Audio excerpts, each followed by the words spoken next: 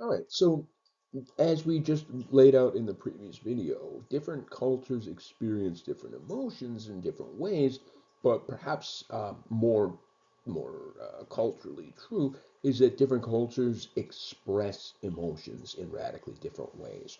And so we find that some cultures encourage the suppression of emotions. That is to say, when you're happy, you don't smile. Okay, different cultures, different things. And so we refer to these display rules. They govern in which situations it's appropriate. Maybe um, for some culture, a display rule might be if in public, then smiling not appropriate. If in private context with friends, then smiling appropriate. So display rules are just sort of like when it is allowed to show expressions.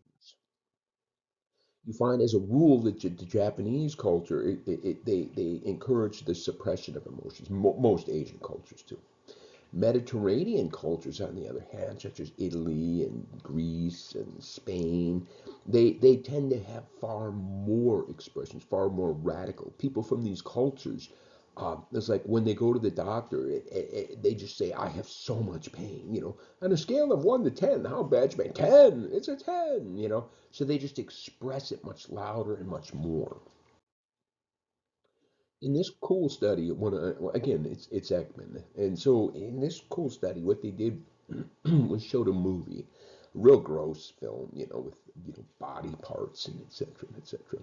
And then what they did was they had participants from Japan or America watch the film either in the with an authority figure in the room or by themselves. Okay, in a room by themselves. And what happens is the American students, you can see on the right there, it didn't matter whether they were in the room alone or in the room with some kind of an authority figure.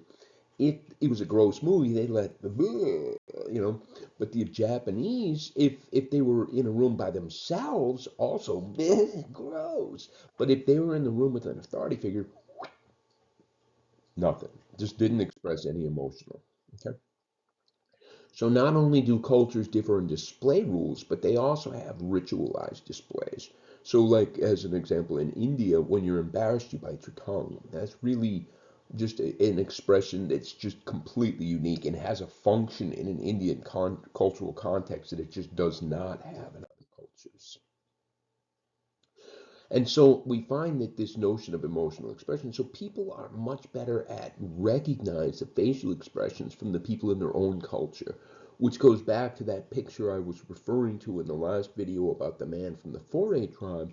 When he was expressing disgust, it was like I can see some elements in that emotional expression which resemble what I would do.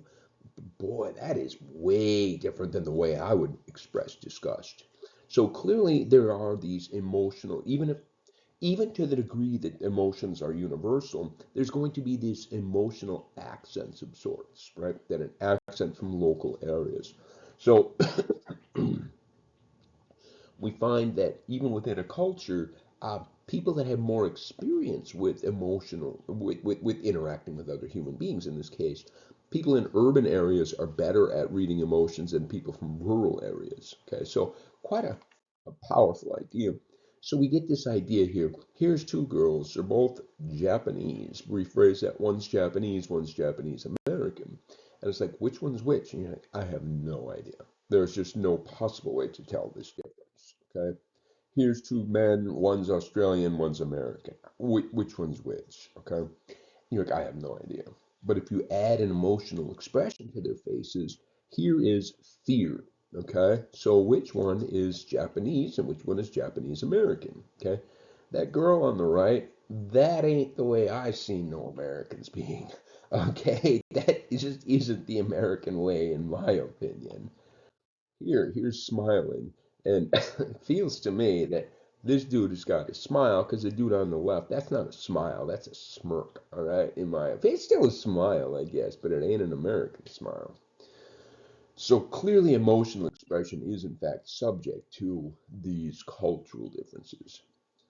Now, we find that because, say, for example, the Japanese culture, they encourage an emotional suppression, what happens is that, the Japanese people habitually try to control their muscles. But as I said earlier, to some degree, emotional expressions or emotional experiences can almost be reflexive. Remember, I said those amygdala level emotional responses are reflexive. They do not involve higher order cognition, they just happen. And so what happens is any emotional expression is going to involve various parts of the body, various parts.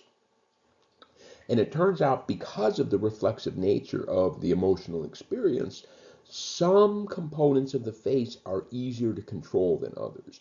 And it turns out it's easier to control the facial, the rephrase that, the mouth type expressions of an emotion, and it's harder to control the eye level emotions, expression of emotions.